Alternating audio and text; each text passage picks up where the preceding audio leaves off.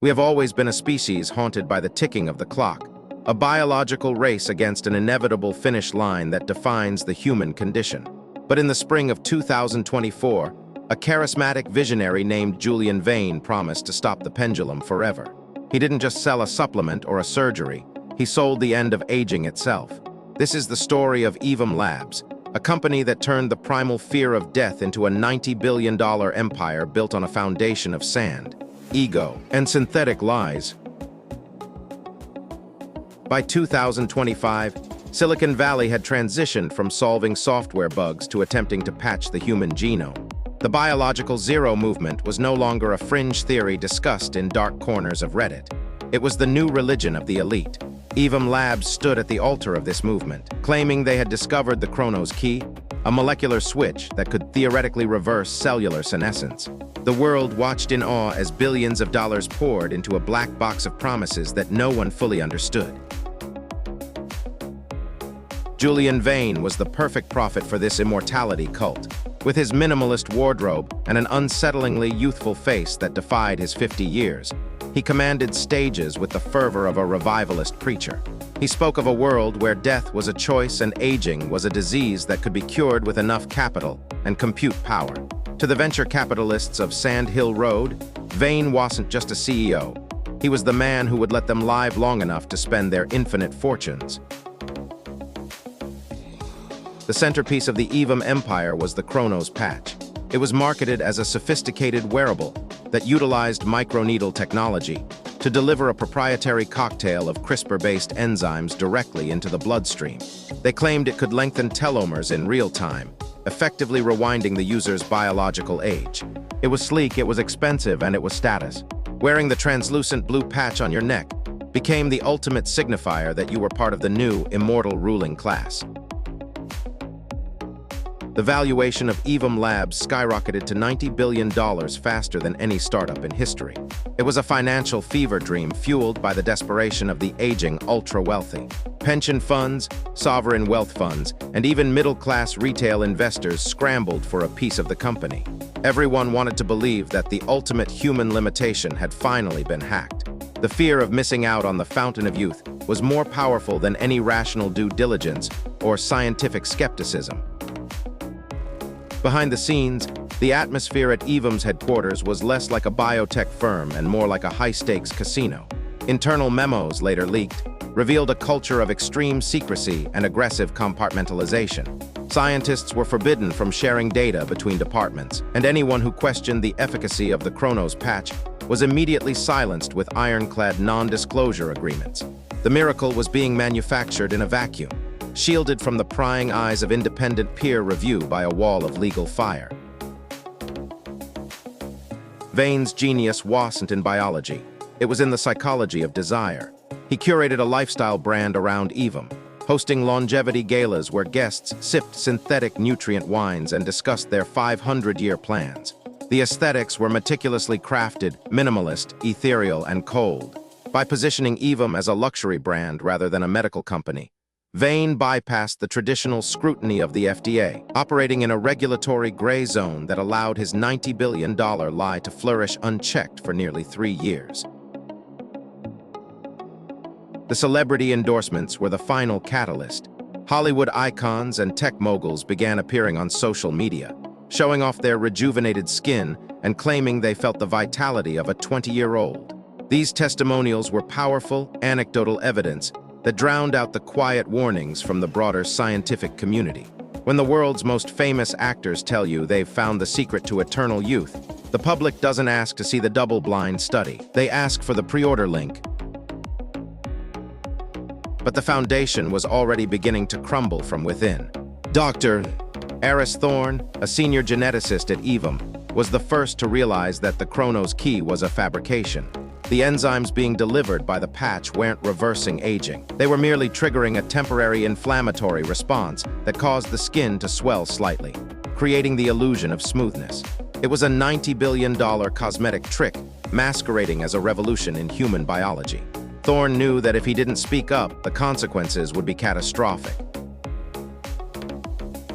Thorne's attempts to escalate his concerns were met with chilling indifference.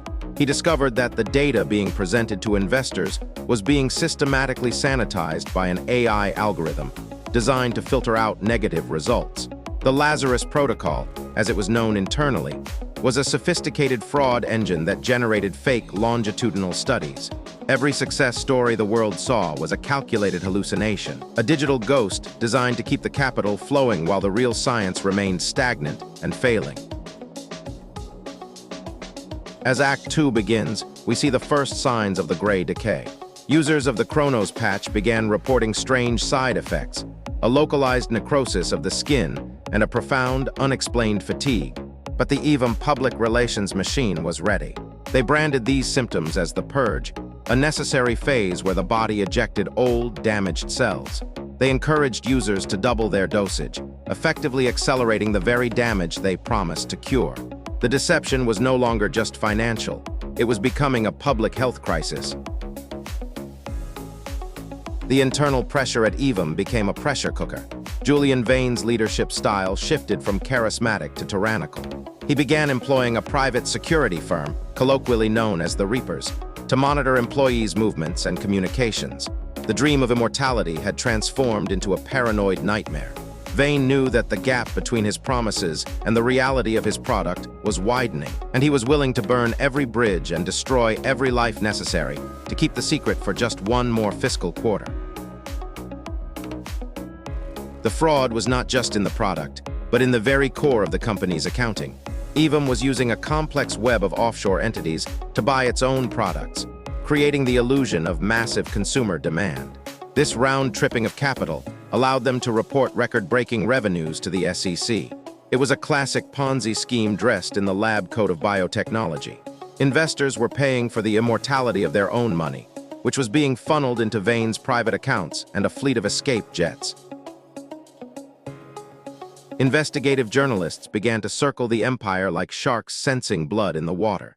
One reporter from the Wall Street Journal, Sarah Jenkins, spent 6 months tracking down former employees who had been paid to disappear. She found a trail of broken NDAs and terrified whistleblowers. The story she was piecing together wasn't just about a failed startup. It was about a collective hallucination. Silicon Valley had become so obsessed with its own God complex that it had forgotten how to distinguish a visionary from a sociopath. The turning point came during the 2026 Immortal Summit in Zurich. Vane was set to unveil Aevum Prime, a permanent implant that he claimed would stop aging for decades. But as he stood on stage, a prominent tech billionaire who had been an early adopter of the patch collapsed in the front row. The image of the immortal investor being carried out on a stretcher, his skin a sickly, ashen gray, went viral instantly. The spell was broken. The world finally saw the rot beneath the radiance. In the 48 hours following the Zurich incident, Aevum's stock price plummeted by 80%. The $90 billion valuation evaporated like a mist in the sun. Panicked investors tried to withdraw their capital, only to find that the company's liquid assets were non-existent. The Aevum headquarters, once a beacon of the future, was suddenly surrounded by protesters and process servers. The empire of eternal youth was being liquidated in real time, leaving behind a trail of financial ruin that stretched across the globe. The SEC raid on Aevum's Palo Alto offices was the most documented corporate takedown in history. Federal agents seized terabytes of encrypted data, uncovering the full extent of the Lazarus Protocol. They found evidence that Vane had known the Chronos patch was toxic as early as 2023. He had willfully ignored internal toxicity reports, choosing instead to launch a global marketing campaign. The immortality he offered was a slow-acting poison, sold at a premium to those desperate enough to believe in magic.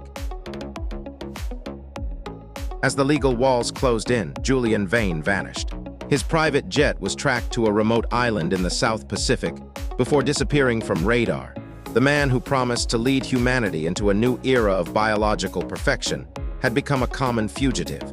His disappearance only added to the cult-like mythology of Aevum, with some followers believing he had successfully uploaded his consciousness or retreated to a secret, underground longevity facility. The truth was likely much more mundane and cowardly. Act 3 begins with the wreckage. The Aevum Victims Fund was established to help those who had suffered physical and financial damage, but it was a drop in the ocean compared to the billions lost. Thousands of people who had spent their life savings on the Kronos patch were left with chronic health issues and empty bank accounts.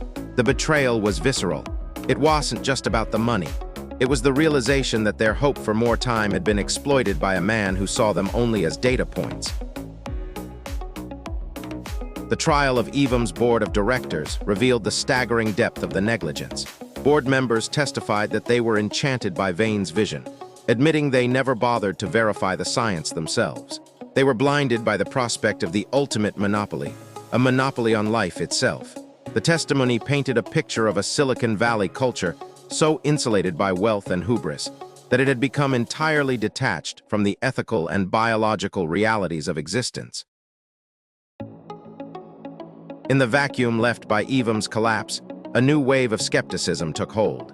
The biorealist movement emerged, advocating for an acceptance of mortality and a focus on quality of life rather than sheer duration. The flashy, high-tech promises of immortality were replaced by a quiet, somber reflection on what it means to be human. However, the scars remained.